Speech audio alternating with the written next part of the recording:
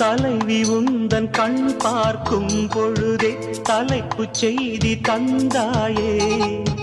தலைப்பு செய்தி புரியாமல் தவித்தே தலைப்பை கையில் தந்தாயே. உறங்கும் போதும் உந்தன் பேரை சொல்லி பார்க்கிறேன்.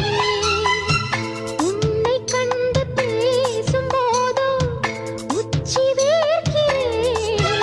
இந்த சுந்தர வார்த்தைகள் தந்தது யாரடி உன்னை கேட்கிறேன். உன்னை தட்ட தென்றல் இன்று என்னை தட்ட சொன்னதொரு செய்தி.